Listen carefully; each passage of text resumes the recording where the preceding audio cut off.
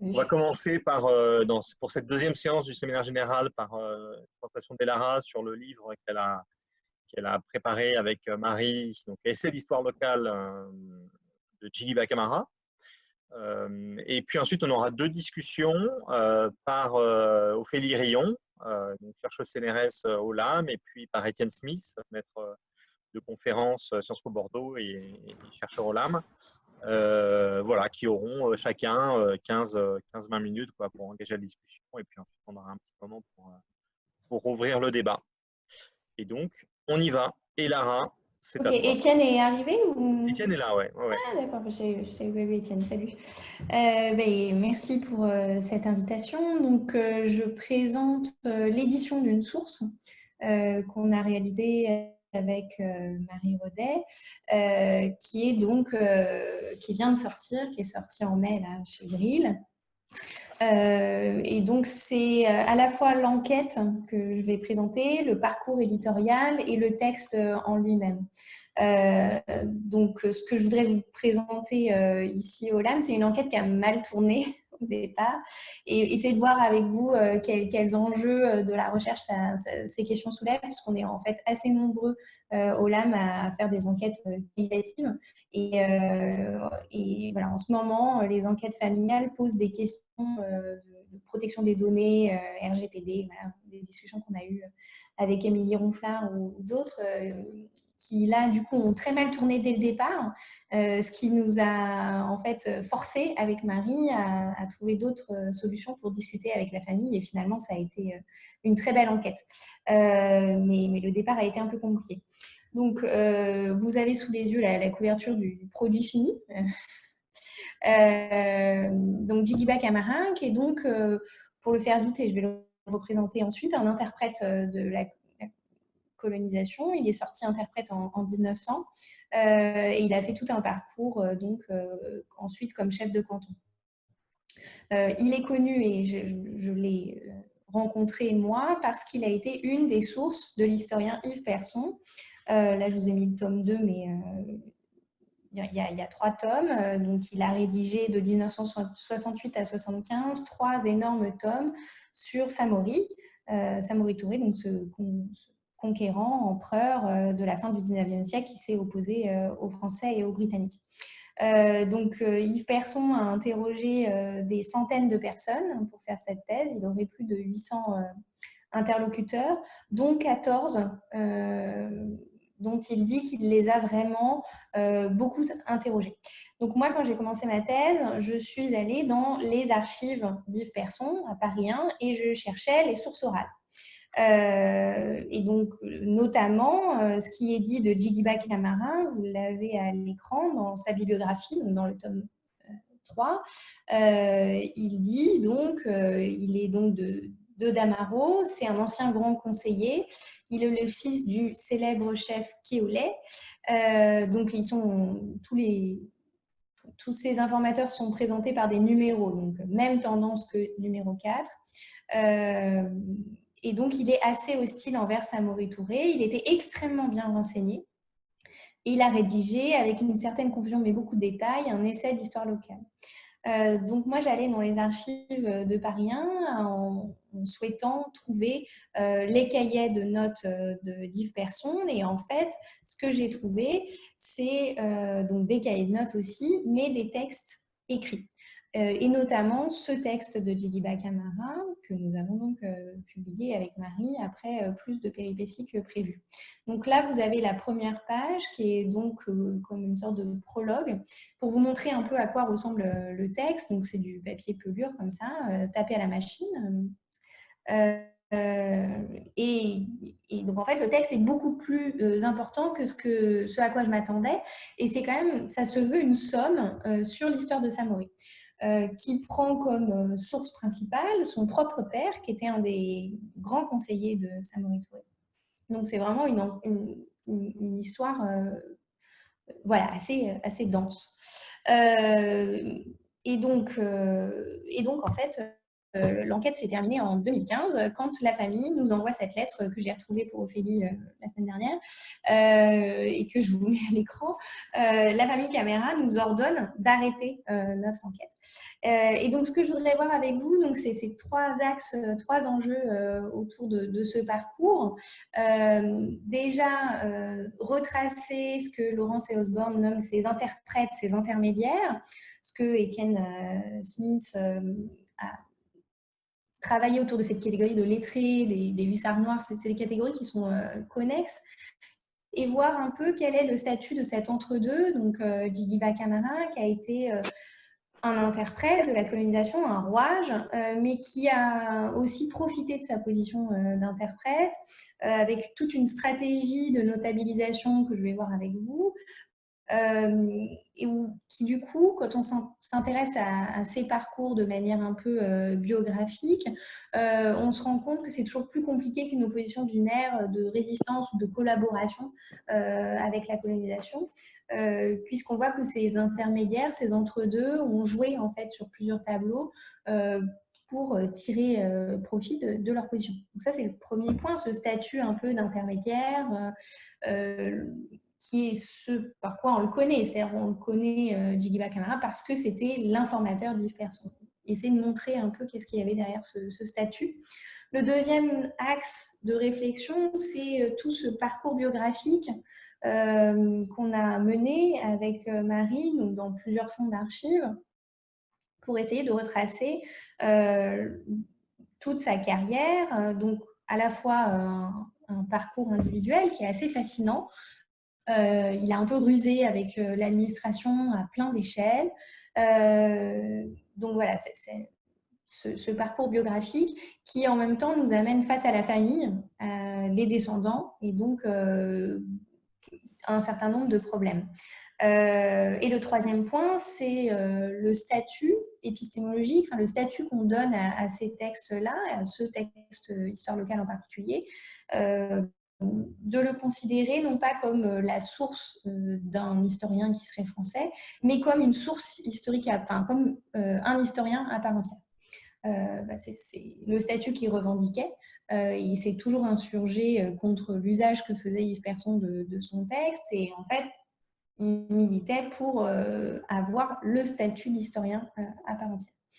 Donc voilà, c'est ces 3 points que je voudrais voir avec vous, mais qui vont en fait, qui ne seront pas les 3 temps de mon exposé, mais qui sont les 3 fils qui seront présents dans tout mon exposé. Donc je vais vous montrer déjà le parcours d'édition, donc de l'archive au village, revenir un peu sur le rôle et la carrière coloniale de Djigiba Camara et montrer qu'est-ce qui l'a amené à l'écriture, comment on écrit sous la période coloniale, pourquoi, dans quel contexte.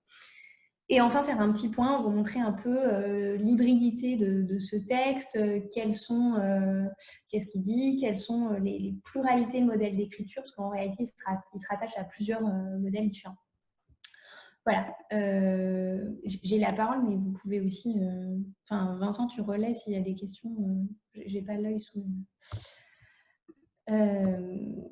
Donc, suite à cette lettre, on a eu un petit temps d'arrêt. Moi, j'ai continué ma thèse. Et Marie a eu la bonne idée de trouver une multitude de financements qui ont fait que nous avons pu partir en Guinée dans de bonnes conditions suite à un intermédiaire de taille, Mohamed Touré, donc, qui était du PDG, qui a joué les intercesseurs entre nous et la famille et qui a convaincu la famille de nous recevoir. Donc, on se rend en 2016 avec Marie Rodet à Damaro, en ignorant un peu ce qui nous attendait. Et on a rencontré l'un des fils de Djigiba Camara, qui était celui qui signait cette lettre, qui s'appelle donc Daouda Damaro Camara. Et donc, en fait, il avait totalement organisé notre voyage. Et il avait, à l'arrivée à Damaro, fait en sorte que l'ensemble du village nous attende, ce qui était totalement imprévu. Et comme ça, on a eu une enquête qui a été tout à fait prise en charge par la famille Camara, donc ce qui était à la fois très impressionnant et en même temps qui nous a bien aidés. Et on s'est retrouvé face à un village qui avait fait peau neuve pour notre arrivée, notamment là, ici, c'est l'enceinte de la concession qui a été repeinte vraiment pour notre venue avec les dates où Djigiba Camara a été chef de canton à Damaro, de 29 à 57. On a aussi imprimé pour nous l'état dont on nous disait qu'il était achevé du texte de Djigiba Camara. On se rend compte après coup qu'en fait son fils avait passé sa vie à continuer l'œuvre de son père et en fait il en avait fait un texte de plus de 2000 pages. Donc du texte de 110 pages qu'on voulait éditer au départ, on se rend compte que le texte avait une toute autre ampleur en 2016, mais c'était pas ça qu'on voulait éditer nous, mais du coup il a fallu expliquer que nous voulions éditer une source des années 50 et pas ce texte-là, mais bon, voilà, on s'est retrouvé face à un objet textuel qui avait enflé, qui avait pris une ampleur totalement encyclopédique. On a donc eu accès à toutes les archives de la famille, notamment ce portrait qui est conservé par la famille.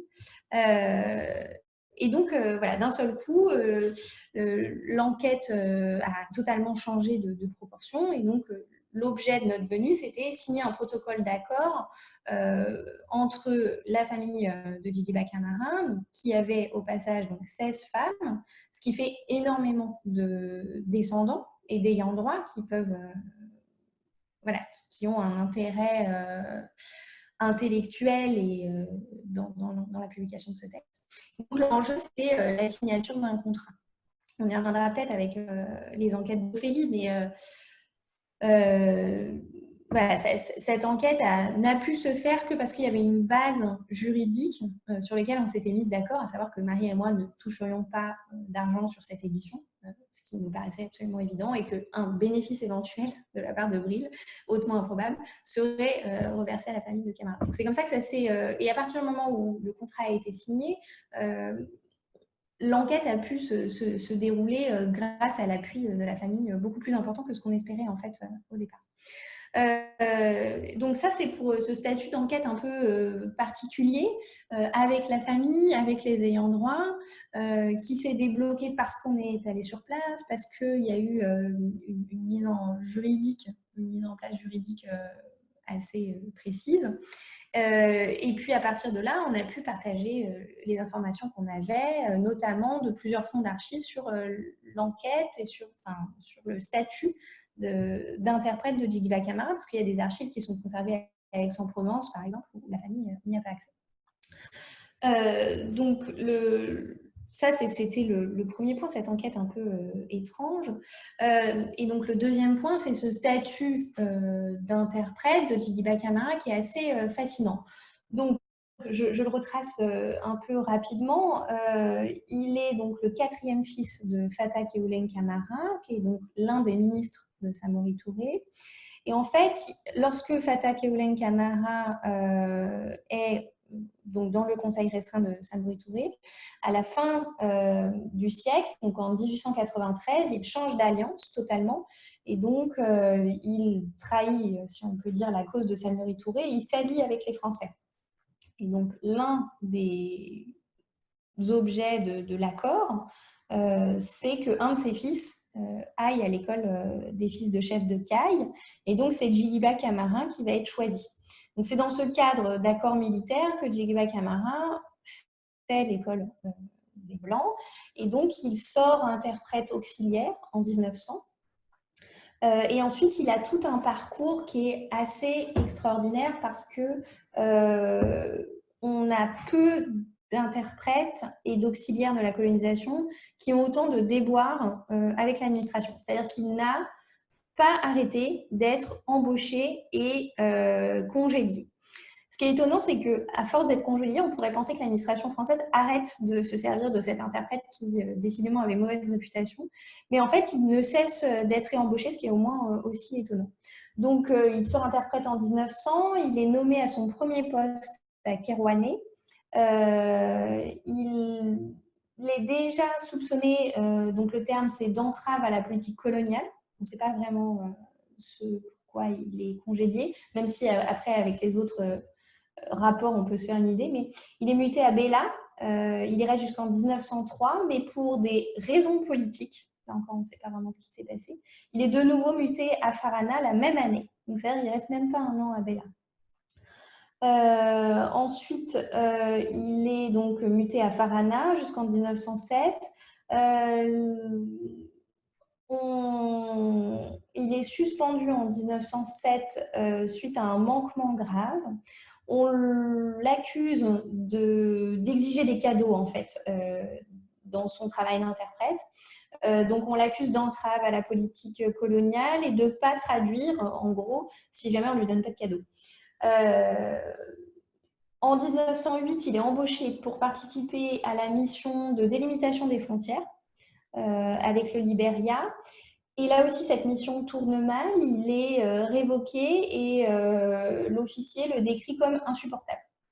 Apparemment, il jette le discrédit sur les fonctionnaires européens. À l'insu de l'administration coloniale, il prenait connaissance des documents, des archives, des cercles. Et donc ça, c'est intéressant parce que c'est un motif de récrimination de l'administration coloniale à sa charge, c'est-à-dire à son discrédit. Or, ce qu'on voit là, peut-être, c'est une suggestion qu'on fait avec Marie Rodet, c'est que c'est peut-être le début de son enquête historique. Et alors, à ce moment-là, ce serait vraiment intéressant parce que ça voudrait dire qu'un interprète de cette période-là ne pourrait pas faire d'enquête historique. Et la consultation des archives ne relèverait vraiment que des Blancs et des administrateurs européens. Donc ça, c'est une notation qu'on trouve vraiment assez intéressante. Donc, il est de nouveau congédié. Suite à une enquête administrative, il est donc prouvé qu'il abusait de sa position d'interprète. Et il est révoqué en 1908. Et là, on trouve une plainte qu'il adresse directement à la Ligue de défense des droits de l'homme. Et là, on a tout son dossier qui est relatif à cette plainte. Donc aux ANOM. Ce qui est également assez intéressant parce qu'on voit les ressources scripturaires internationales qu'il est capable de mobiliser pour prendre sa défense. Donc il est finalement débouté. Voilà. Et donc, voilà, il n'aura de cesse d'être à chaque fois réembauché et recongédié.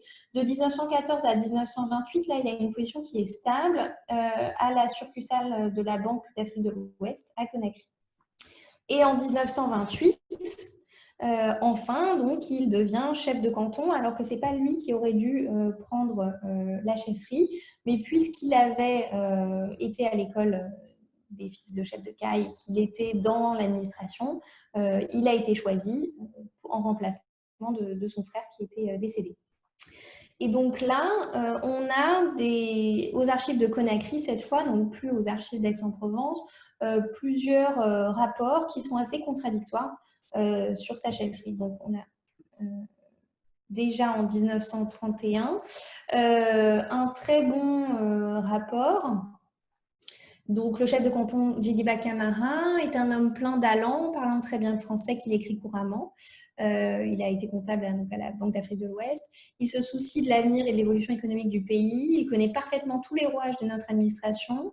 Il est donc abonné au journal officiel de la Guinée. Donc ça, on les a retrouvés au village, tous les journaux officiels. J'ai pas des photos là, je ne l'ai pas mis dans le PowerPoint, mais tous ces textes sont conservés dans ces textes qui recevaient des journaux. Sont conservés dans des armoires à Dameron. Donc auquel il est abonné utilement, vous apprécierez l'adverbe, car il est apte à comprendre parfaitement les textes qui y sont insérés. Il est donc un collaborateur précieux à tous les points de vue, c'est le chef moderne, ou plus exactement, le chef de l'admirail. Donc on peut difficilement trouver un rapport plus élogieux. En revanche, on a d'autres types de rapports plus tardifs, donc en 1946, un autre rapport politique. Ce canton est le plus important du cercle, il est à surveiller de près. Djigiba Camara est certes de la classe des grands chefs, mais il est autoritaire et orgueilleux, il n'est pas très aimé de ses administrés. Il s'est présenté au Conseil général, donc il n'a pas été élu en 1946. Il n'a eu dans son canton que très peu de voix en sa faveur. Il y a en outre pas mal de rivalités de famille et les anciens tirailleurs, nombreux dans ce canton, ne paraissent pas apprécier l'autoritarisme de Djigiba. Ce dernier intelligent a bien compris que les temps anciens étaient révolus, mais dans le fond, il nous rend responsables de cet état de fait et ne met aucune bonne volonté à se reprocher de ses administrés. Donc en fait, le texte qu'on a nous sous les yeux, c'est un texte qui date de 55, à un moment où il est beaucoup moins bien noté après-guerre que pendant l'entre-deux-guerres. Et il se représente au Conseil général sur la liste de défense des intérêts ruraux. Et donc là, il est élu suppléant, mais donc du coup, le conseiller meurt, donc il y a des nouvelles élections. Et là, en face de lui, il a Sékou Touré. Donc, c'est Sékou Touré qui est élu, bien sûr. Donc, il devient conseiller territorial de Béla. Donc, ce qui est intéressant, c'est qu'il est dans la liste donc, de ces intérêts ruraux qu'on ne connaît pas très bien. Enfin, ce n'est pas une liste très connue, mais ce qui est intéressant, c'est qu'il défend en fait sa chefferie parce qu'il a passé sa carrière en tant que chef de canton. Et donc, Sékou Touré qui arrive avec un programme politique héritier donc, du syndicalisme qui milite pour l'abolition de la chefferie de canton, rencontre un tout autre univers qui est celui de ses interprètes, ses intermédiaires, cet entre-deux qui vit de la colonisation. Et donc, c'est ces deux mondes qui s'affrontent lors de ces élections. Et donc, voilà, Djigiba Camara va donc perdre ses élections. Et donc, en fait, cette écriture de l'histoire qui surgit à ce moment-là, c'est aussi pour lui une manière de continuer cette stratégie de notabilisation qu'il a commencé dès 1900, qui consiste à se présenter comme lettré à l'intérieur de son village, en écrivant l'histoire et en l'écrivant en langue française, à la machine à écrire. Et donc, on a, avec Marie, récolté des témoignages de ces femmes qui nous disaient bien que donc il écrivait chez lui, mais il écrivait aussi parfois au milieu de sa concession, dehors, en mettant la machine à écrire voilà, au milieu de la place. Donc en se mettant en scène, écrivant. Voilà. Donc ça, c'est pour le contexte qui est beaucoup plus compliqué que sa rencontre avec Yves Persson, en fait, qui est beaucoup plus anecdotique et qui arrive bien après coup, un long processus de maturation, d'écriture de l'histoire et d'affirmation du statut de lettré au niveau local, en fait. Voilà. Et donc, dès le départ de son texte, donc dès la page 1, je voudrais en lire des petits extraits avec vous. J'ai une demi-heure, mais j'ai un peu le temps quand même, Vincent, de lire quelques extraits. Oui, merci. On ne t'entend pas, mais du coup, je pense que oui. Tu me dis oui. Vas-y, ouais, mais il faut quand même. On a deux discutants, donc l'idée c'est aussi de. Okay. Donc, je suis à un âge où l'homme sent qu'il n'est pas éternel. Je n'ai pas voulu passer inaperçu. Voilà. J'ai écrit sur le passé de nos pères en ce coin de l'Afrique, les Sundiata, les Samori, les El Hadjoma. Ils nous manifestent les originalités même de notre pays. J'ai voulu ébaucher un travail ardu. J'ai essayé de jeter une lumière crue sur un passé ténébreux. Il est nécessaire, à l'heure où, devant la montée des conceptions européennes, notre passé tend à s'incorporer à une histoire générale. Il est nécessaire donc que des voix s'élèvent, des hommes parlent et chantent les gloires et les misères de nos aïeux. Nos ancêtres donc ont lutté pour un idéal et qu'il est nécessaire de transmettre aux jeunes. Voilà, donc ce texte est même post-colonial en fait, dans l'idée d'écrire soi-même l'écriture de l'Afrique pour les Africains. Ce qu'on trouve assez actuel en fait. Donc je vais passer rapidement, mais le texte est une source très hybride. On voit que l'enfance des héros correspond tout à fait à une enfance de conte où très petit déjà il était un meneur d'enfants. Donc ça c'est un motif qu'on trouve de la prédestination du statut de chef. C'est aussi un code de loi, et alors là je ne sais pas, mais il faudrait qu'il y ait des juristes qui travaillent sur ce texte. On a toute une série de points et de sous-points de comment se comporter et quels sont les jugements à avoir en collectif. Donc voilà, là je vous ai mis un extrait sur la colère, les rixes entre villages, entre femmes. Si vous êtes une femme, si vous êtes un homme, vous n'êtes pas soumis aux mêmes punitions. Donc là, nous, on l'a un peu annoté, hein, ce texte avec Marie, mais à mon avis, il parlerait à d'autres personnes que nous, je pense, et donc ce serait intéressant qu'il y ait d'autres chercheurs qui se penchent sur ce texte parce que c'est clairement pas la partie où on est les plus compétentes. Donc là, je vous ai mis un des moments où le texte bascule, c'est-à-dire que le texte est quand même très ambivalent vis-à-vis de Samori. Au début, c'est vraiment l'éloge d'un chef, et puis progressivement, Samori devient de plus en plus tyrannique, ce qui peut correspondre à la position du père, Fata Keoni Camara, qui a quand même fini par s'allier avec les Français. Donc là, je vous ai mis un des épisodes les plus connus de la geste de Samori, c'est le moment où Samori va prendre la ville de Kong, et qui était donc une ville sainte parmi les villes saintes en Afrique de l'Ouest. Et dans de nombreux autres textes, on a cette mention que les mosquées étaient pleines de sang. Et donc là, c'est un motif qu'on retrouve aussi dans ce texte-là. Et on voit la démesure de Samori qui dit voilà, qui se compare au prophète. Et donc, vous avez le combat tout à la fin. L'armée de Samori répondit. L'organisme de la défense fut franchi. Ce fut la mêlée. Devant l'imminence du danger, les marabouts se réfugièrent dans les mosquées. Ils n'y furent point épargnés. Partout, les feuilles de Coran jonchaient le sol. Donc ça, c'est vraiment une notation qui est extrêmement péjorative dans le texte.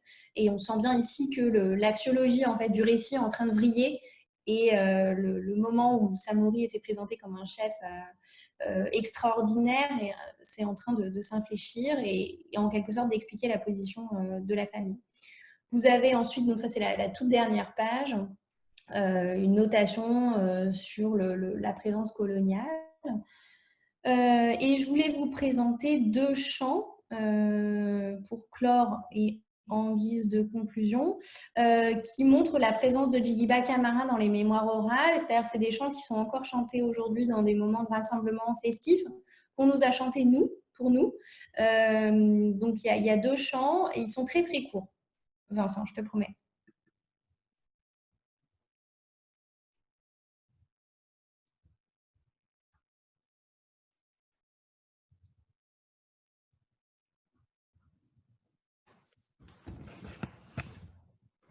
Moi, j'entends pas. Je sais pas si. Oui.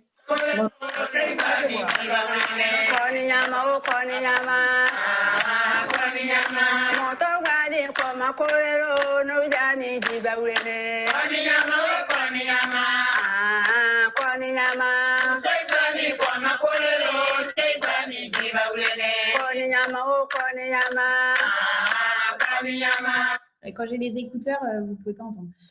Donc ça, c'est je remettrai les écouteurs juste après, mais il y a un deuxième chant. Donc c'est un des premiers, c'est le premier éloge de Djigiba Camara. Donc c'est la métaphore du coton, qui est en fait une métaphore pour louer le sens de la justice de Djigiba Camara en tant que chef de canton. C'est-à-dire qu'il est capable, à l'intérieur du coton qu'on lui présente, de trier le coton qui doit être jeté du coton. Et donc, ça montre son sens de la justice. Il est capable lorsqu'on présente un cas devant lui, de savoir si c'est le bon grain de livret. Voilà. Donc, c'est une métaphore assez intéressante sur le statut de Djigiba comme chef. Pardon. Hop. Et donc, le deuxième chant, vous avez donc les femmes en prime. Donc, c'est à partir de 6.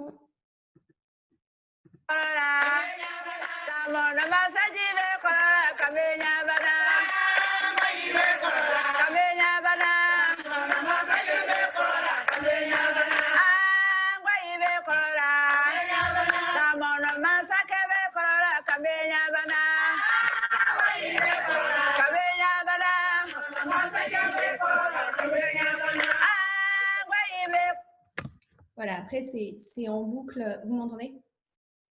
Oui. Après, c'est un chant qui est en boucle, donc c'est un chant qui est beaucoup plus clair sur Djigiba Camara comme porteur de l'espoir, porteur de l'avenir, porteur de la jeunesse.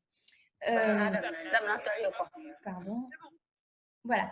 Et donc, voilà, on a publié 2 articles avec Marie dans les cahiers d'études africaines et un dans Continent manuscrit sur la genèse de l'enquête et 2 fois dans des blogs dont je vous ai mis les références sur les parcours de cet interprète. Voilà. Et donc, du coup, ça a été un tout petit peu plus long que prévu, mais je m'en excuse platement dans ça. Est-ce que je peux Merci rajouter beaucoup. juste un tout petit truc? Marie, je t'en prie. Oui, alors ce qui était intéressant aussi, comme on a retrouvé le dossier dans les ANOM, c'est que, et c'est pour dire à quel point il était connu de l'administration coloniale, c'est qu'il est mentionné dans le livre de Brunswick comme l'archétype de l'interprète magouilleur à l'avant-grain, en fait. Et donc, il mentionne le dossier des archives aux ANOM où il y a sa plainte auprès de la Ligue des droits de l'homme, et c'est comme ça que j'ai retrouvé le dossier aux ANOM. Merci beaucoup, Marie. Juste pour dire un mot, en fait, il se trouve que moi, dans une autre vie, j'ai rencontré Damaro Camara, enfin le petit-fils. Et je dois dire, c'est assez extraordinaire parce que… C'est pas le petit-fils en ligne directe à l'Assemblée nationale, le Diego. Ouais. Oui, oui, il n'est pas en ligne, enfin, il vient du village, mais oui. Ah, c'est un neveu, d'accord, ok. C'est un neveu, c'est un neveu, c'est un neveu. Un neveu. C'est le Alors, fils il d'un est cousin. maintenant, ils ont gagné les élections, donc Ouais. il est maintenant président de l'Assemblée nationale, c'est ça? Ouais. Alors, il était président du groupe parlementaire et là, il est président de l'Assemblée nationale. Voilà, c'est ça. Et lui aussi, dans le genre, j'avoue que c'est un sacré coco, quoi. Enfin, il est… voilà, c'est un vrai personnage assez… Et en On est fait, c'est lui enregistré qui a… Ouais. Non, mais c'est lui qui a organisé toute la logistique pour notre mission à Damaro. Et en plus, alors ce qui est très intéressant, c'est que quand on a été à Damaro, donc on essayait de comprendre les liens familiaux, qui il était par rapport à la famille. On nous a dit que c'était un neveu mais qu'il aimait tellement, il n'était pas né à Damaro, mais il aimait tellement le village de Damaro qu'il faisait tout pour ce village. En fait, c'est sa base politique. Et quand on est revenu par la suite, on nous a dit qu'il était né à Damaro. Et on a dit, bah non, on nous avait dit, non, il est né à Damaro. Ouais, l'histoire a changé entre-temps. Voilà, toute l'enquête s'est déroulée dans ce contexte-là. C'est-à-dire qu'on est arrivé, Damaro, c'est le soutien, c'est la base politique de Amadou Damaro qui nous a fait venir dans sa base politique. Donc, ça explique aussi le contexte de l'accueil. Ça pose plein de questions, évidemment. Mais voilà, c'est l'histoire dans l'histoire. C'est vraiment l'histoire sur plein de niveaux. Et l'histoire continue, en fait. Et Lara n'a pas eu le temps d'expliquer, mais comment, en fait, nous, en intervenant, en faisant cette enquête, en fait, on a continué l'histoire et ça a vraiment suscité au départ des peurs parce qu'en fait, la famille est persuadée que personne a volé le manuscrit. Et donc, ils avaient la peur intrinsèque qu'on vole à nouveau, d'une certaine manière, le manuscrit. Et que voilà. Donc, ça posait voilà, la question de… C'est dans ce cadre-là que ça nous a encore plus, on avait l'intention de travailler là-dessus, mais poussé à repenser la question des intermédiaires, des sources, des interprètes, de ceux qui fournissent les renseignements, les informateurs, et comment il y a une hiérarchie qui s'est imposée dans l'historiographie française, et pas que française, mais voilà, il y a les Africains sont les sources, sont les informateurs, et les historiens essaient de donner sens à ces sources, alors qu'en fait, c'est ça la lutte de Djigiba Camara, comme l'a raconté et Lara, c'est de vraiment dire, il a toujours dit qu'il voulait faire publier son manuscrit, il l'a confié à Yves Persson dans cet espoir, par exemple. Voilà. Et ça n'a pas été fait. Voilà. Ok, super, bah, très, très intéressant. On va donner la parole à Ophélie maintenant pour une première lecture. Ensuite, ce sera Étienne. Ophélie, à toi. Ok, merci beaucoup. Alors, je suis heureuse de discuter votre travail. Enfin, d'une part, en fait, avant tout, d'avoir lu votre travail, Elara et Marie. J'aime beaucoup ce que vous faites l'une et l'autre, chacune de votre côté. Et je trouve qu'ensemble, ça donne un texte qui est vraiment passionnant, magnifique à plein des égards et fascinant aussi parce qu'il mêle, comme tu viens de le dire, Marie, plein de choses qui s'emboîtent un peu comme des poupées russes et que ce n'est pas évident en fait de restituer toute la richesse de votre livre. Alors, au cœur du livre, il y a ce texte qui est en fait la deuxième partie de l'ouvrage, cette source inédite ou ce texte d'histoire, voilà, qui est édité avec une très grande rigueur par Elara et Marie dans cet ouvrage. Et donc, c'est ce texte de Djigiba Camara que Elara a longuement présenté, donc j'y reviens pas. Et cette source, donc, elle est introduite par un texte très long aussi, écrit par Elara et Marie, qui est le récit de cette enquête complètement incroyable, palpitante, faite de surprises, de trahisons, de déconvenues. En fait, on est dans un roman policier à tout point de vue et qui se clôt par cet happy end quand même, qui est la publication du livre, chose qui au départ n'était pas prévue comme ça. Alors, cet ensemble, qui est l'édition critique de la source et la restitution de l'enquête, eh bien, ça forge le socle d'une réflexion sur l'écriture de l'histoire de l'Afrique et la construction des savoirs en contexte colonial et post-colonial, grâce à ce qu'il me semble être une sorte de mise en miroir de deux trajectoires profondément asymétriques d'historiens. Tu n'en as pas trop parlé, Lara, là, mais en fait, il est très présent dans votre texte. C'est en premier lieu la figure d'Yves Persson. Yves Persson, historien français reconnu, pionnier de l'histoire de l'Afrique en France, qui a commencé ses recherches doctorales en tant qu'administrateur colonial.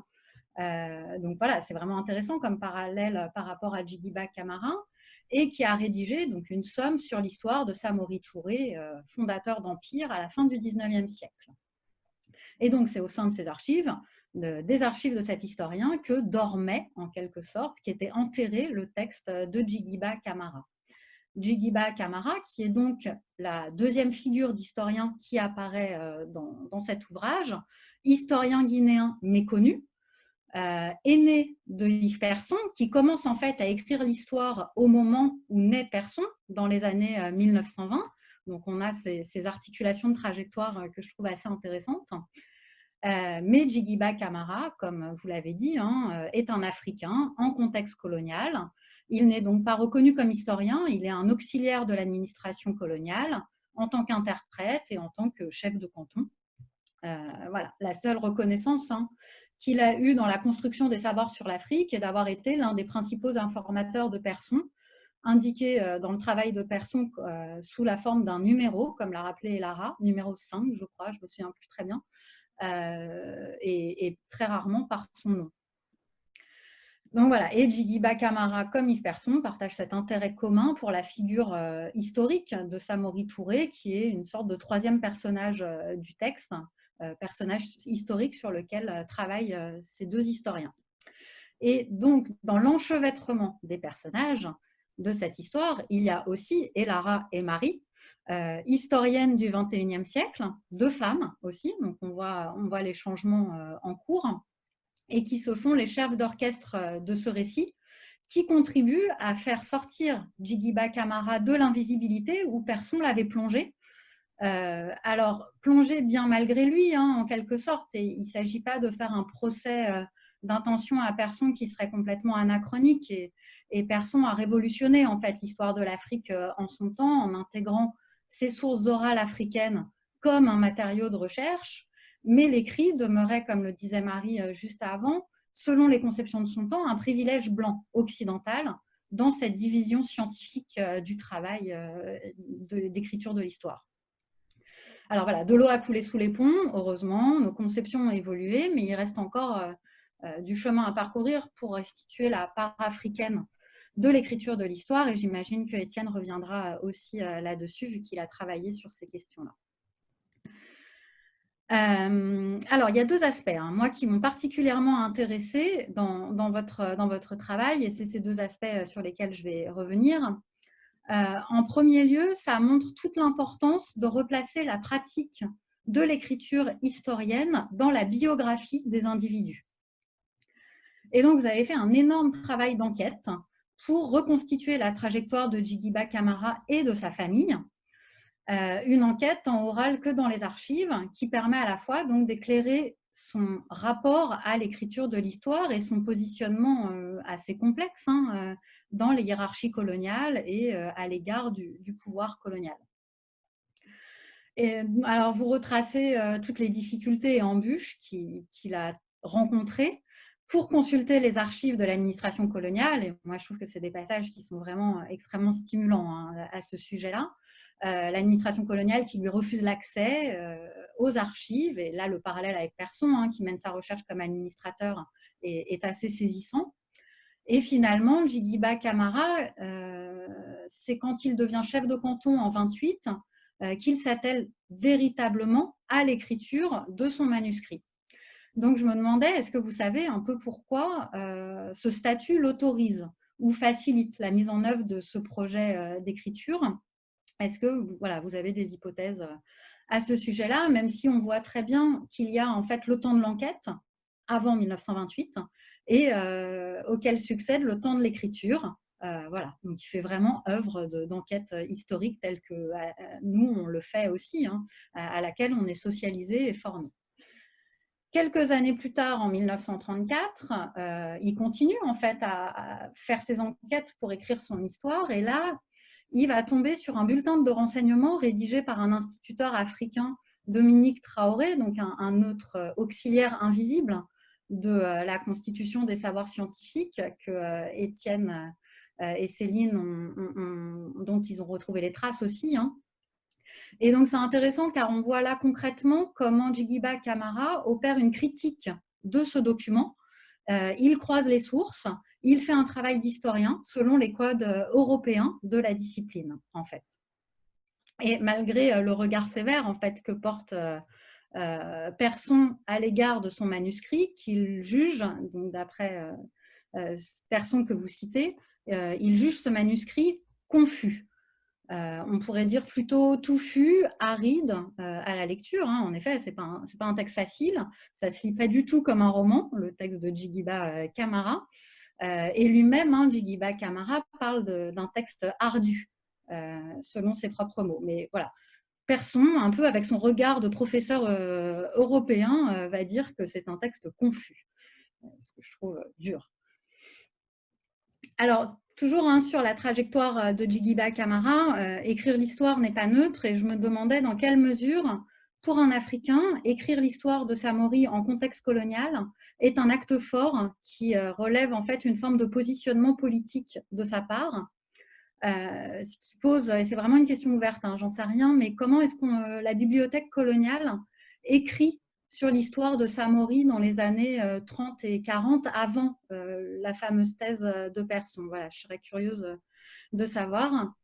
Et c'est intéressant parce que Djigiba Camara dépeint la figure ambiguë de Samori entre héros et tyran, mais il contribue aussi à montrer qu'il y avait des États, et il emploie le terme à plusieurs reprises dans son texte, en Afrique avant la colonisation, avec un système judiciaire donc très genré, et Lara en a montré des extraits, un système éducatif pour les garçons, un système militaire, tout un tas de systèmes administratifs très centralisés. Et je me demandais si on n'est pas là dans une forme de contre-récit à l'histoire officielle diffusée par l'administration coloniale dans les années 30-40. Sous la plume de Djigiba Camara, on découvre aussi des analyses scientifiques étonnantes de par leur résonance contemporaine. Et Lara a lu la première page du manuscrit qui est aussi étonnant dans les questions que ça pose sur l'écriture de l'histoire. Mais voilà, à l'intérieur du texte aussi, en fait, il qualifie ainsi l'art de gouvernement de Samori et de sa diplomatie comme étant, je le cite, « la meilleure politique en ce temps, celle du ventre ». Une idée qu'il reprend d'ailleurs un peu plus loin lorsqu'il évoque la capacité de Samori à recruter des jeunes gens en fait, dans son armée. Et donc Samori use pour ce faire de, je recite Djigiba Camara, la politique du ventre plein. Voilà, donc c'est des exemples assez singuliers pour des politistes et je trouvais ça intéressant de vous les citer. Où voilà, bah oui, ça renvoie à toute cette conceptualisation faite par Bayard qui finalement n'aurait rien inventé et Djigiba Camara à conceptualiser tout ça peut-être avant. Alors, vous êtes revenu sur les nombreux démêlés que Djigiba Camara a avec l'administration coloniale. Il n'est pas pour autant anticolonial et il s'oppose de manière virulente à Sékou Touré, notamment autour de cette histoire des chefferies, bien sûr, qui le concerne directement.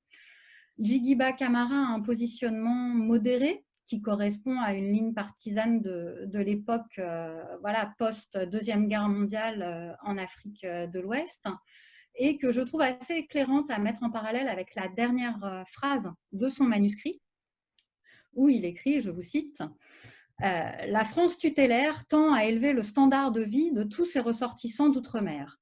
La chose a été d'autant plus admise par la générosité française que les Noirs d'Afrique, depuis Brazzaville jusqu'au Rhin, en passant par la Tunisie, l'Italie, la France, la Belgique, ont chassé l'ennemi et fait respecter les couleurs nationales. » Alors, bien entendu, on est dans une sorte d'hymne à la colonisation, mais pas seulement. Et au travers de ces lignes, en fait, il me semble, et vous me dites si vous êtes d'accord, qu'il y a aussi une requête en faveur de l'égalité des droits, ou du moins une amélioration des conditions de vie décolonisées, qui peut résonner avec cette trajectoire de Djigiba Camara que vous avez réussi à restituer voilà, très finement au quotidien.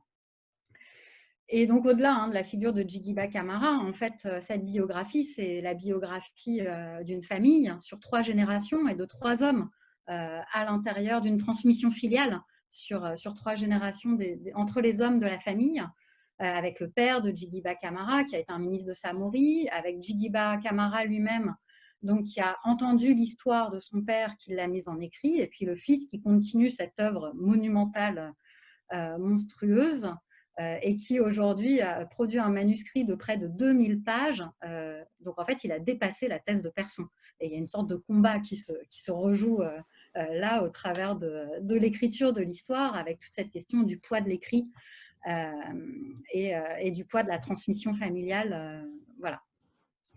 Un autre petit point que je voulais évoquer, toujours dans cette idée des poupées russes, c'est tout ce que tu as déjà dit sur l'hybridité des sources, et que je trouve vraiment hyper intéressante, que vous avez étudié, mais en profondeur, en faisant un travail archéologique assez étonnant pour retrouver tout ce qui relève du conte, de la tradition orale, des sources orales, et vous distinguez bien les deux, ce que fait le passage à l'écrit, la mise en écrit de tout ça, avec le passage aussi donc de transcription, traduction, le passage de langue africaine au français. Lui, il écrit en français. Voilà. Et pour faire ça, en fait, vous avez sans doute passé un temps fou pour retrouver la trace de ces multiples couches, en fait, et faire une archéologie d'un texte qui se révèle extrêmement vivant, dynamique, en fait, grâce à ces superpositions que vous arrivez à nous éclairer. Et vous laissez vraiment rien passer. Donc, c'est une source vivante. Alors déjà, parce que les copies du manuscrit, certes, il y en avait une qui était enterrée en quelque sorte dans les archives de Persson, mais en fait, il y en a d'autres, si j'ai bien compris, qui ont quand même continué à circuler en Guinée et à vivre en Guinée, et dont une d'entre elles qui a grossi au point de devenir monstrueuse.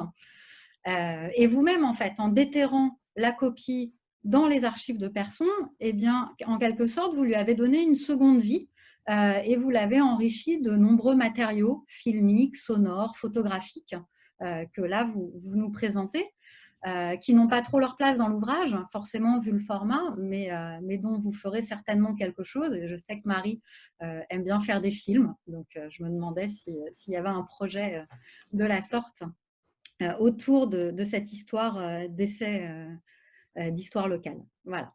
Donc, au final, c'est vraiment un ouvrage très, très riche qui montre aussi toute la force d'une recherche conduite en binôme, qui croise le regard d'une historienne et d'une littéraire, et donc qui permet des entrées vraiment multiples dans ce texte.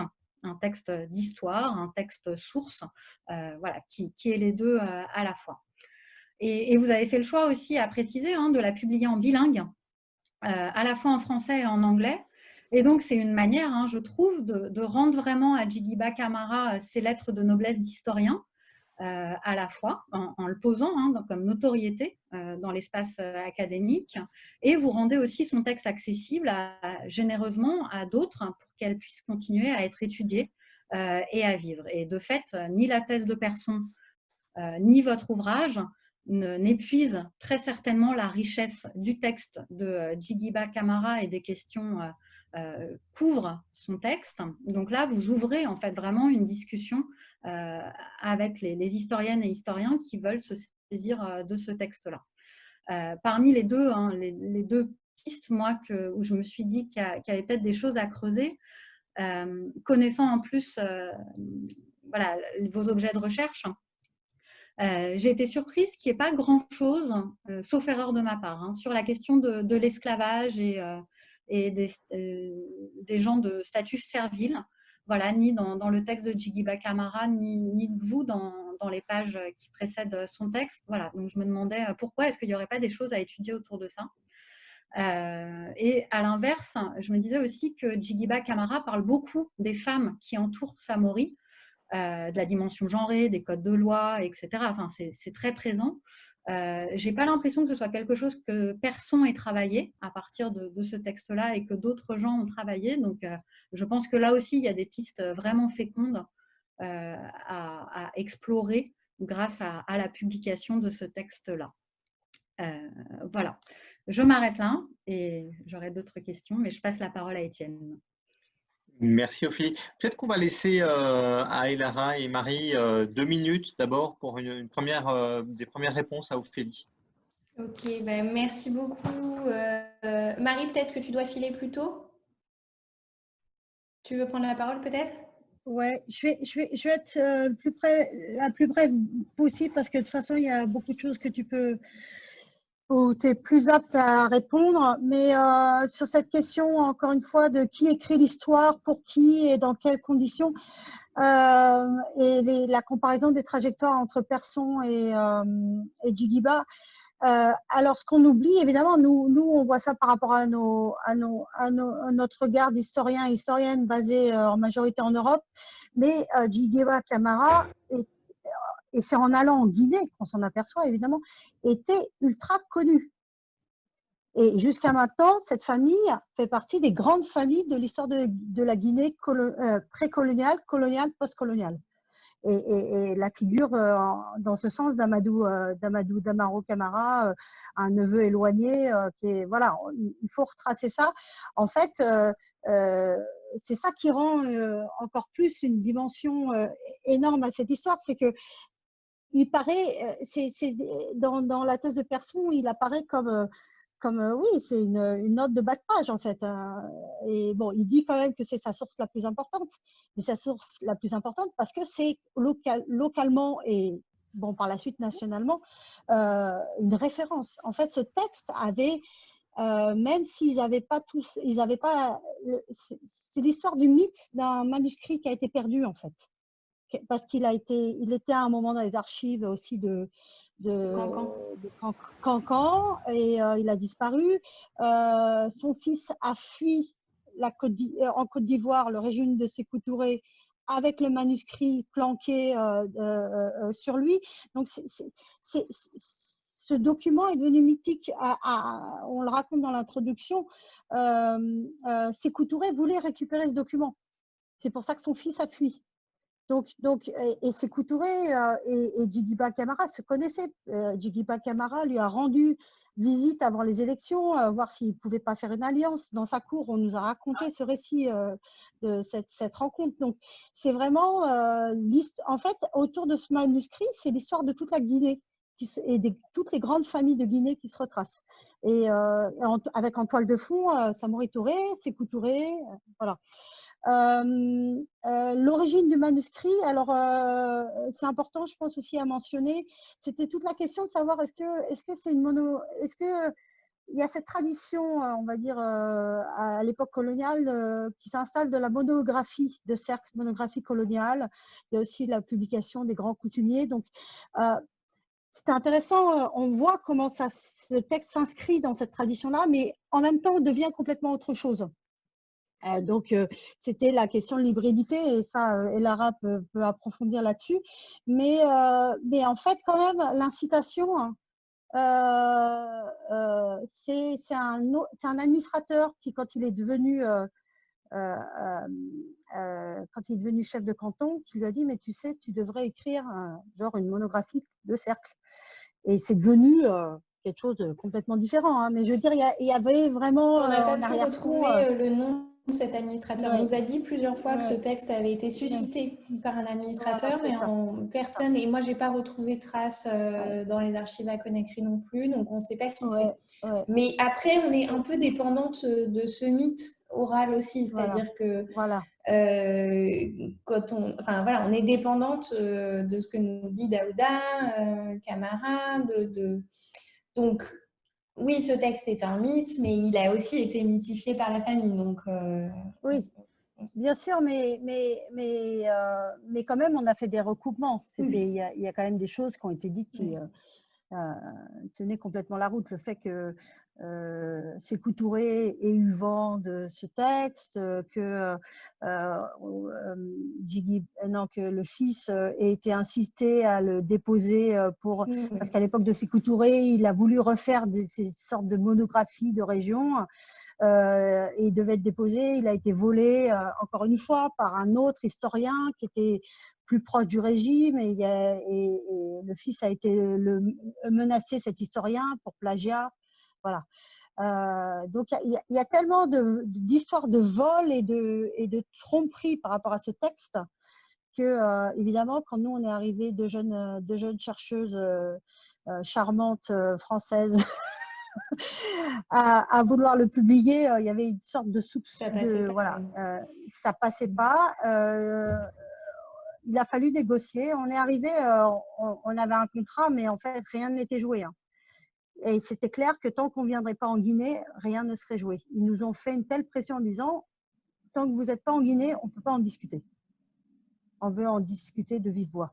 Et Voilà. d'ailleurs, je voulais vous dire, en fait, je trouve ça assez étonnant parce que là, c'est la famille qui vous retrouve, en fait. Je trouve ça génial, cet inversement. D'habitude, c'est les chercheurs, chercheuses qui vous Oui, trouvent les familles. c'est pas exactement ça, quoi.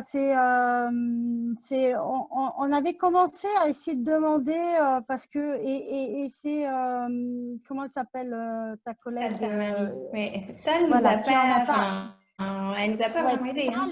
Tal nous en a parlé à un de ses doctorants Voilà. qui est à l'université de Cancan, qui a ébruité l'affaire. Parce que lui-même aussi voulait se servir de cette source. Et donc, c'est comme ça que la famille a su. Mais depuis le départ, on se disait, il faudrait essayer de faire quelque chose par rapport à ça, mais on n'avait pas comment dire, on savait pas comment On a essayé de s'y les prendre. retrouver aux ANOM et on n'a pas réussi à trouver le dossier personnel de Djigiba Camara. Donc, à partir de là, on s'est dit qu'on ferait à partir du dossier sur la Ligue des droits de l'homme, mais on pensait pas retrouver davantage de choses sur lui. Non, et puis c'est aussi parce qu'on avait pensé à faire un terrain et d'aller aller jusqu'à Damaro, mais ça demandait des moyens et du temps. Et en fait, c'est quand on a eu la pression de la famille, qu'on a eu cette lettre, qu'on a eu un coup de cravache, on va dire. Et là, il faut aller en Guinée, là, il faut trouver un financement. Il n'y a pas le choix. Et heureusement, en fait, que la famille nous a interpellés, nous a retrouvés, comme tu dis. Et comme j'ai dit, quand on était dans le salon de Amadou Damaro Camara avec Daouda, le fils, et c'est ça ça l'a marqué. Il m'en a reparlé après. Je lui ai sorti l'expression qu'on entend régulièrement au Mali, à tout mal, il y a un bien. Et là, ça a fait un déclic et il s'est dit, ouais, en fait, oui, c'est ça, quoi. Il faut qu'on fasse quelque chose de bien de cette confrontation, de ces frustrations depuis tant d'années, quoi. Et donc, oui, contre-récit, oui, totalement. Je me demande, en y repensant, s'il n'y a pas une volonté aussi un peu de revanche, vu qu'il a été saqué quand même par l'administration. Hein. Je crois qu'il a bataillé pendant 10 ans pour faire lever la sanction et récupérer ses annuités d'interprète et une compensation. Donc, est-ce que quand il est enfin nommé chef de canton, il se dit pas c'est maintenant que moi je vais écrire l'histoire et qu'on va arrêter de me dire ce que je dois faire et voilà. Là où il est dans une position, là en même temps où on l'incite aussi à écrire. Hein. Je pense qu'il y a peut-être un peu ça. C'est pas une revanche personnelle complètement, mais c'est à remettre dans ce cadre de frustration du colonisé, clairement. Il a vécu dans sa chair d'être frustré et d'être frustré par l'administration, sanctionné. Donc il y a ce côté de blaming and shaming, comme on dirait en anglais. Hein. Et pour finir sur la dimension africaine post 45 et la mention de la, en fait, il mentionne déjà presque la communauté. Hein, il y a de transition, mais il mentionne spécifiquement Brazzaville parce que il est la conférence de Brazzaville. On est vraiment dans la continuité là de ce mouvement sur le chemin des indépendances et cet espoir qu'a suscité Brazzaville de donner de la conférence de Brazzaville, de donner un nouveau souffle à ces relations, hein, même s'il y a encore 15 ans, dans une certaine manière de frustration et d'incompréhension. Mais clairement, là, ça s'inscrit là-dessus. Et oui, donc cette mission, à l'époque, quand on est allé à Damaro, moi j'étais encore dans les projets de film. Et donc oui, on a filmé et oui, on va en faire quelque chose. Voilà, c'est la prochaine étape. Voilà, je m'arrête là. Merci. On va peut-être donner la parole tout de suite à Étienne pour avoir un peu de temps aussi. Et Lara, tu pourras éventuellement revenir sur ce qu'Ophélie a dit. Merci, Ophélie. Ne t'inquiète pas. D'accord, je suis pas inquiète. Ok, bonjour tout le monde. Et merci donc, pour l'invitation à discuter votre bel ouvrage qui donc est d'une double contribution, double et riche contribution à la fois à l'histoire de la région et de l'épopée de Samori et une contribution à l'histoire de l'écriture en contexte colonial. Et donc une double contribution qui se double d'une biographie extrêmement intéressante, passionnante, de cet informateur, chef de canton, écrivain, ou homespun historian, comme les appelleraient Derek Peterson et Makola, qui ne se limite pas justement à son interface avec Yves Persson. Donc enfin, Djigiba Camara sort de ce face-à-face avec cet historien français Yves Persson pour exister en tant que tel comme historien de son propre chef. Donc voilà.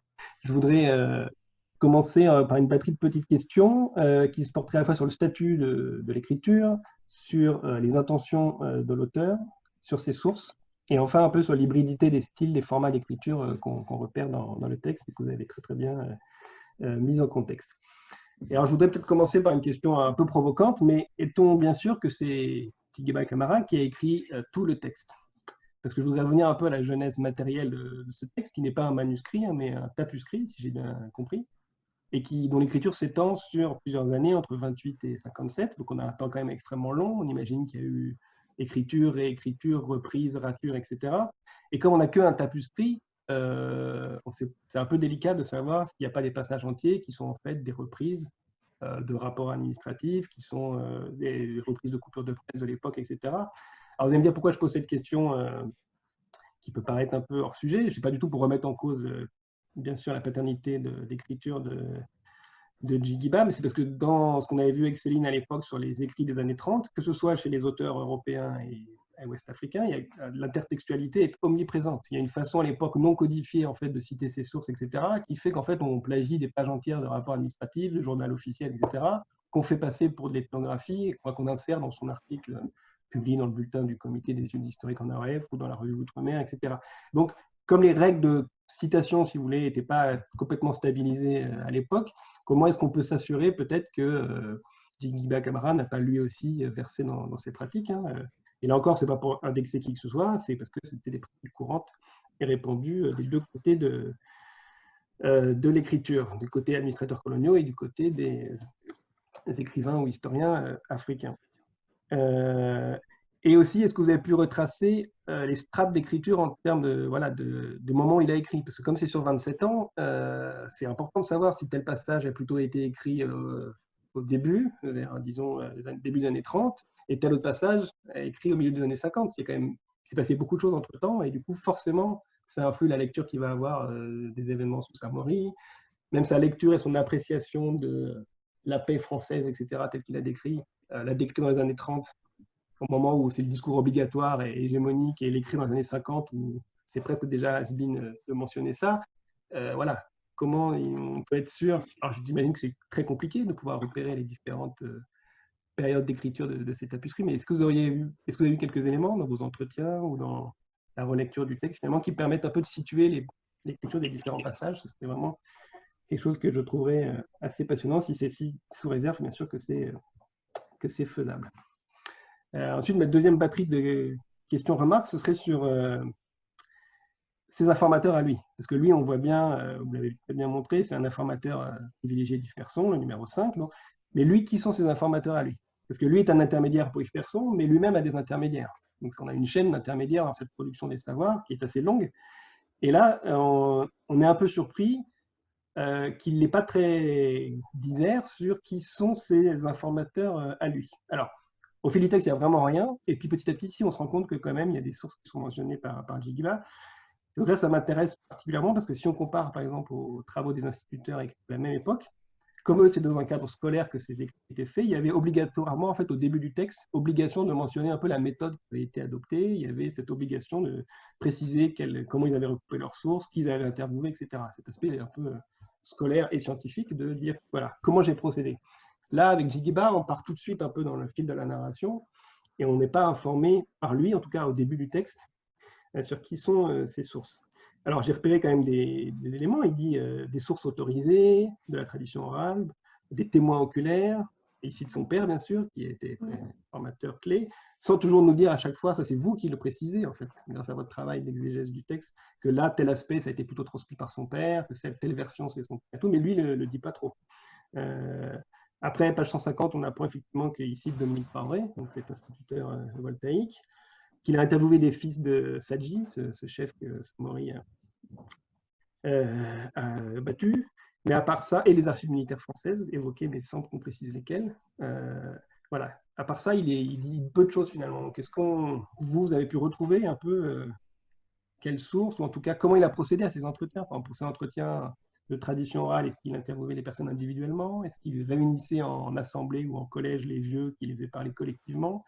Tout ça a des impacts aussi sur quel type de tradition a été retenu, en fait. Est-ce que c'est une tradition des camarades, une tradition plutôt des cissés, une tradition des notables, etc. Donc, tout ça pourrait être peut-être précisé pour savoir un peu comment il a procédé. Et moi, ce qui m'intéresserait aussi, c'est que lisait-il?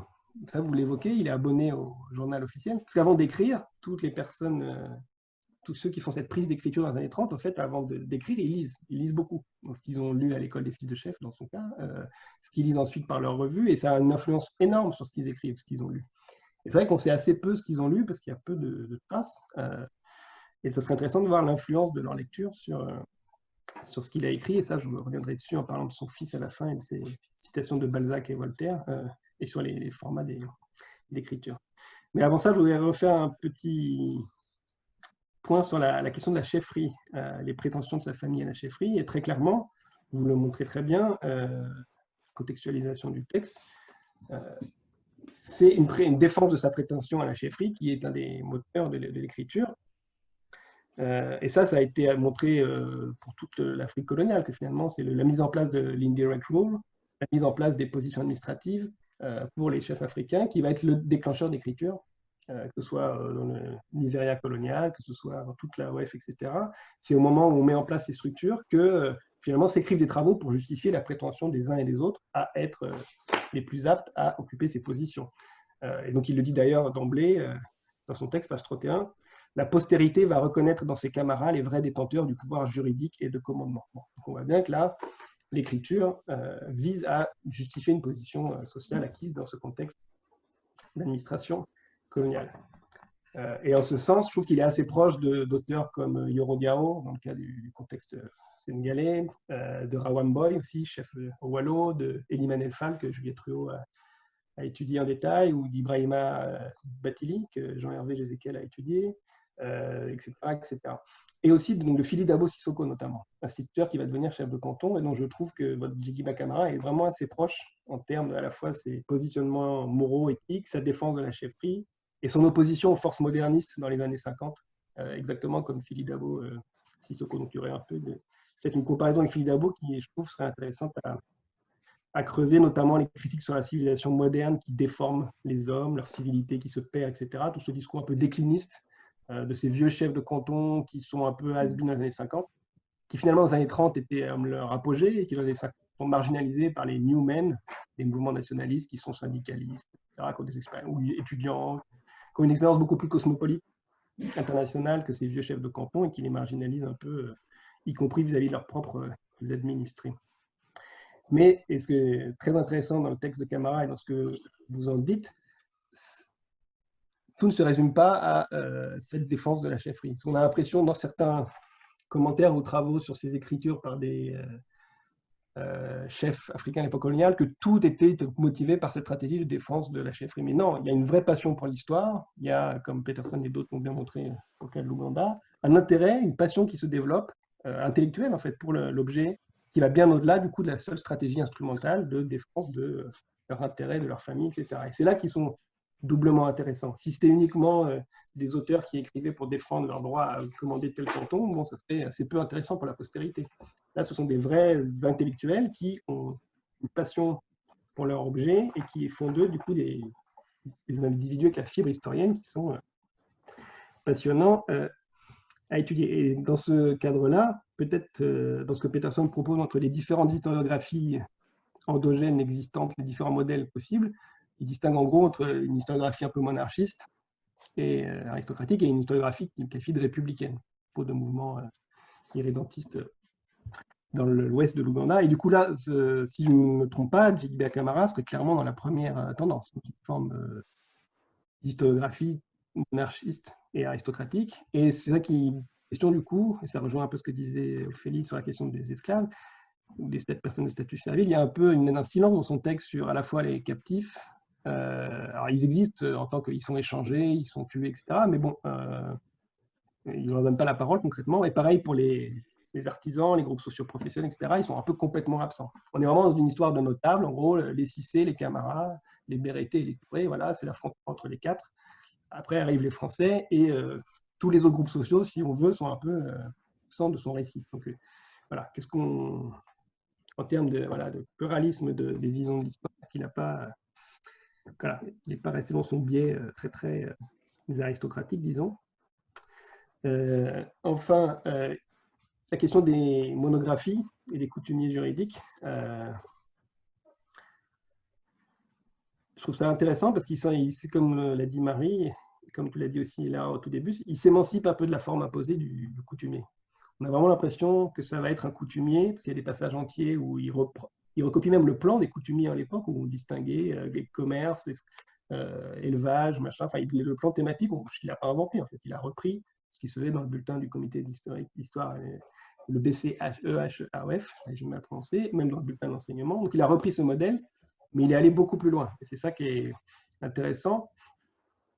Là où beaucoup de coutumiers juridiques, écrits soit par des Européens, soit par des Africains, sont dans une forme de présent ahistorique, de présent ethnographique, etc. Lui, tout de suite, il y a une vraie historicité dans son récit, il y a une vraie évolution. Il ne s'intéresse pas uniquement à une monographie dans le temps T, il retrace toute l'évolution de la période préexistante. Et ça, on le trouve peu dans les coutumiers juridiques de l'époque. Donc ça, je trouve ça intéressant. Même dans sa périodisation, beaucoup de ces coutumiers étaient un peu binaires, avec avant les Français, après les Français. Il fallait décrire les relations de civilité, juridiques, les offenses, etc., les peines avant les Français et puis après. Et là, lui, sa périodisation est plus fine. Il y a plusieurs périodes dans le précolonial, il y a plusieurs périodes dans le colonial, et tout ce qu'il fait à la fin sur 35, 39, 39, 48, je trouve ça vachement passionnant.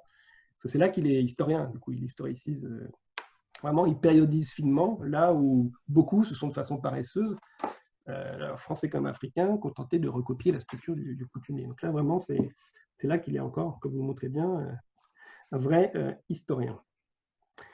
Après, je me demandais si, quid de son rapport éventuel avec Souleymane Kanté, donc avec cet inventeur d'une co qui est dans la région de Cancan, qui écrit à la même époque, années 40-50, qui lui aussi fut en Côte d'Ivoire, années 60-70, et qui est l'auteur de cette somme de travaux en co, donc ce script pour retranscrire le mandingue, sur l'histoire du, alors pas spécialement sur Samori, plutôt son dialecte, etc., que Jean Wemsel ou Dan Euler ont bien étudié, et on est quand même proche géographiquement. Souleymane Kanté était assez influent dans la région. Et lui aussi, si on lit les passages de Souleymane Kanté sur Kourou Fouga, en fait, c'est une liste de généalogie et aussi, surtout, de, un peu ce que vous évoquiez là, les aspects juridiques, des lois, des listes de lois, des proverbes, en fait, qui du coup prennent force de loi dans le travaux de Kanté. Donc, il y a un peu ce même biais jural, ou jural, dans les deux. Et d'où ça vient, ça? Est-ce que c'est uniquement le langage jural, si vous voulez, de l'anthropologie administrative de l'époque, ou est-ce que c'est les traditions orales malinquées elles-mêmes qui ont un peu cet aspect répétitif d'énonciation de proverbes, etc., qui traduit en français donne cet aspect très jural, enfin, presque juridiquement codifié, rébarbatif aussi parfois, cette espèce de longue liste d'offenses, de machin. Donc voilà, je voulais, en termes d'hybridité, comprendre d'où ça venait, chez l'un comme chez l'autre, parce que une des lectures amseliennes de ça, c'est dire que ça vient surtout de l'anthropologie, la raison administrative coloniale. Bon, moi j'ai l'impression que ça vient aussi justement des traditions orales, et ce serait intéressant de voir ça. Enfin, peut-être le dernier point, ça ne va pas être trop long, peut-être une différence entre instituteurs et chefs de canton sur la production des savoirs, c'est que les instituteurs n'ont pas cessé de bouger. Dans toute la OF, ils ont circulé, ils ont eu accès du coup à des sources très différentes, très lointaines. Et moi, j'avais un peu l'impression avec Céline que les chefs de canton, finalement, étaient un peu ancrés dans leur canton et avaient peu accès au savoir en dehors de leur canton. Mais en fait, ce qu'on voit avec votre texte et votre mise en contexte, c'est que pas du tout. Il a beau être, finalement, ne pas avoir trop circulé, par exemple, en dehors de la Guinée, etc. Il est connecté à tout ce qui se fait dans toute la OF, par les voyageurs, les doulas qui reviennent dans son canton. Il lit, s'informe sur tout ce qui se passe dans toute la OF. Et du coup, il a quand même une vision panoptique un peu de, quand même, de l'AOF, bien qu'il soit enraciné dans son canton. J'ai trouvé ça intéressant sur sa capacité à s'informer finalement, à produire un savoir qui n'est pas uniquement local ou enraciné dans le canton. Question peut-être aussi là, pourquoi ne pas avoir traduit en malinqué? Parce que là, on est dans une... Quand on dit qu'il faut effectivement le traduire en anglais pour faire accéder la communauté internationale anglophone à ça, mais en termes de restitution locale, on peut s'étonner finalement qu'on est dans une écriture de l'histoire en français, accessible qu'à des alphabétisés en français ou en anglais. Quid du coup de... Alors, j'imagine qu'il y a des questions de coût, de faisabilité, etc. Mais est-ce que c'est une idée qui vous est venue et vous avez renoncé? Ou est-ce que d'emblée vous avez dit c'est pas l'objet?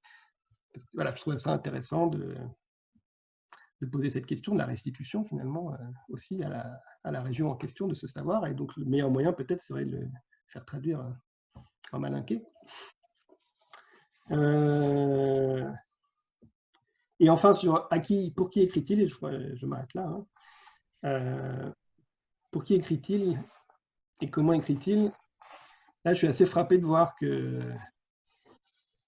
c'est quand même très très français, au sens où certes, il y a cette hybridité avec les traditions orales malinquées, mais toute sa stylistique quand même, on est très très dans un langage scolaire années 30. Je donne quelques citations. Pour parler des chasseurs, il nous dit les émules de Diane. Bon, il ne nous dit pas les descendants de Sané et Cotron, par exemple. On pourrait imaginer que dans un cadre qui fait sens localement, quand on parle des chasseurs, on parle des héritiers de Sané et Cotron, dans le milieu mandingue.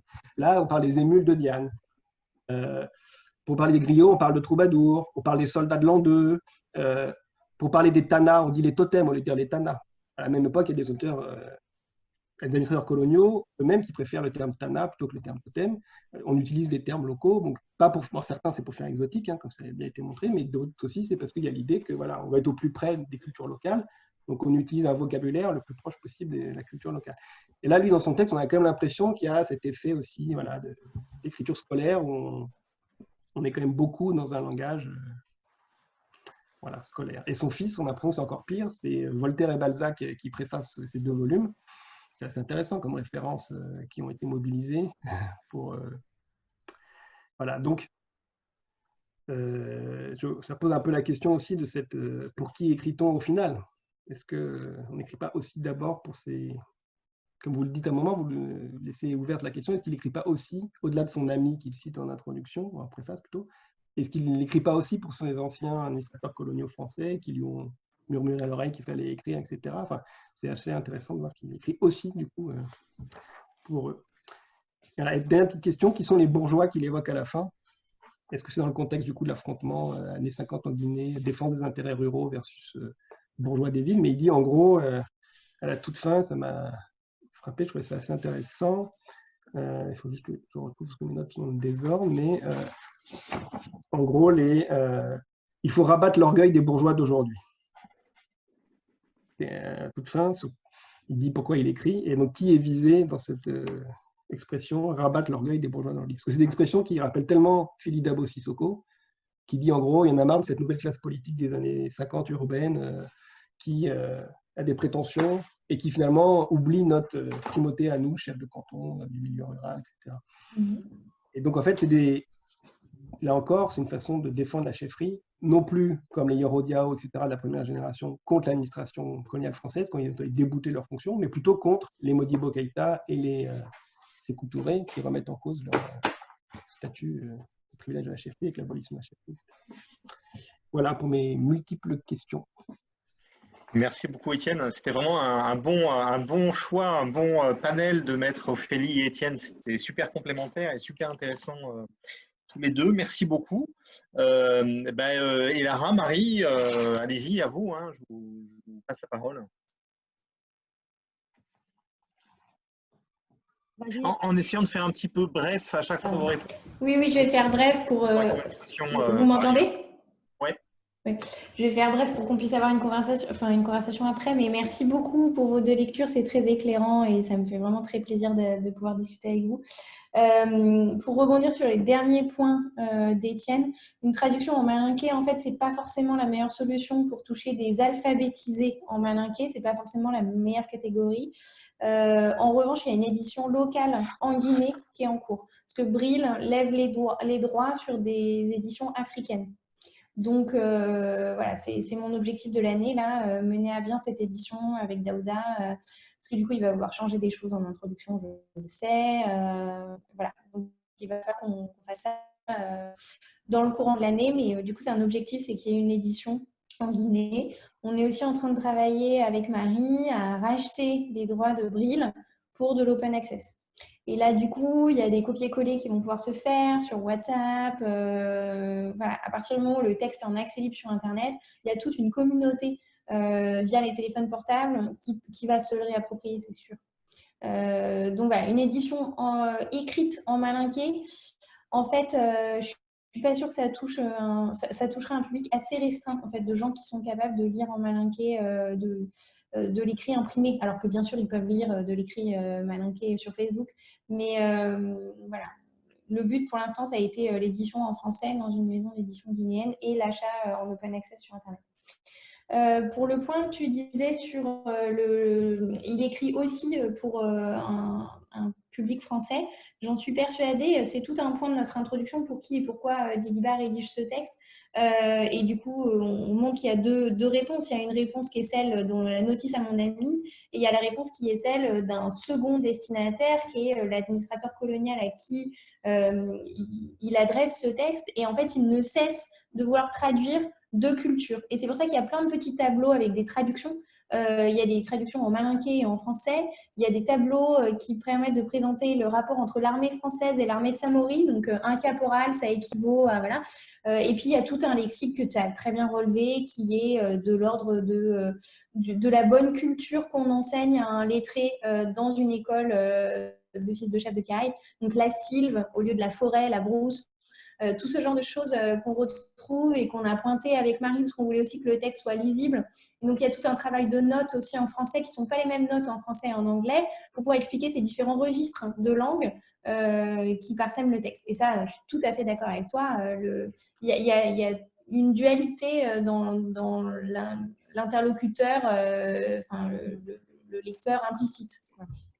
Et ce qu'on a, juste pour ajouter là-dessus, il y a ce qu'on soupçonne, mais on ne l'a pas mis. Comme moi, je soupçonne que le passage au tapuscrit a été fait suscité éventuellement par l'intervention de Persson. Et donc, est-ce que Persson n'est pas aussi destiné dans cette… voilà. Oui, c'est possible. Alors, Indirectement. d'autant, la question Voilà. que tu posais, que je trouve très intéressante, c'est est-ce que c'est lui qui est l'auteur de ce texte? On n'en a aucune idée parce qu'en fait, ses fils nous ont dit, plusieurs de ses fils, donc le frère aîné de Daouda aussi, ont participé à l'écriture du tapuscrit. C'est-à-dire qu'apparemment, il y avait plusieurs versions et notamment des versions manuscrites que ses fils ont contribué les étés où ils rentraient au village à taper. Et dans ces versions tapuscrites, on n'a pas les cartes, par exemple. Il y a plein de mentions avec marqué cartes entre parenthèses et elles sont manquantes, on ne les a pas. Donc, c'est sûr qu'il y avait d'autres versions avant manuscrites. Ensuite, est-ce qu'il n'a pas recopié des passages entiers? Ça, on n'en est pas sûr et on ne peut pas le savoir. En revanche, ce qu'on sait, c'est qu'il y a quand même des strates différentes et on le sent à la lecture. Par exemple, les 2 dernières pages, qui sont celles sur des années 30 aux années 50, elles n'ont clairement pas le même registre que les autres. D'abord, c'est des points, c'est des successions de bullet points. On n'est plus du tout dans le récit. Donc, tu vois, il y a quand même des notations qui montrent que cette structure du temps long de l'écriture, on la sent dans le texte. Après, on est incapable de les dater. Moi, je pense que c'est des textes qui sont plus récents, mais c'est des suppositions. Et là, voilà, on n'a pas de moyens scientifiques pour pouvoir le montrer. Ce qu'on peut montrer scientifiquement, c'est que le texte relève de plusieurs traditions scripturaires et qu'il y a de l'insertion du merveilleux dans l'enfance de Samori qu'on peut relever. Il y a la notion de l'ogre, qui sont des choses qui reviennent. Donc ça, on peut le noter. Il y a aussi certains épisodes qu'on retrouve dans la tradition orale sur Samori. Donc voilà, ça, c'est des choses qu'on peut… Mais dater les différentes strates du texte, ça, franchement, nous, pour l'instant… Après, si on retrouve d'autres états du texte, par exemple, si on retrouve le texte de Cancan, ça, ce serait intéressant de faire une édition vraiment génétique. Mais, voilà. En revanche, ce qu'on peut savoir sur ces informateurs, quand même, c'est son père, c'est son informateur principal, ça c'est sûr. Ce qu'on a retrouvé au village aussi, on n'en a peut-être pas assez parlé en introduction, c'est des notations. Enfin, ces femmes disaient qu'il allait interroger des personnes. Et on a aussi retrouvé des griots qui nous ont dit qu'ils se souvenaient que Djibril Camara avait fait venir. Lui était… Les interlocuteurs qu'on a eus n'étaient pas griots à l'époque, mais qu'ils savaient que Djibril Camara faisait venir à lui des personnes à Daman. Donc ça, on le sait. Mais par contre, il n'a pas noté la liste de ses sources et de ses enquêtés. Comme on peut le retrouver parfois, comme tu l'as très bien dit, dans plein de rapports d'élèves ou de récits ou même de certaines monographies de cercle. Donc ça ne l'est pas du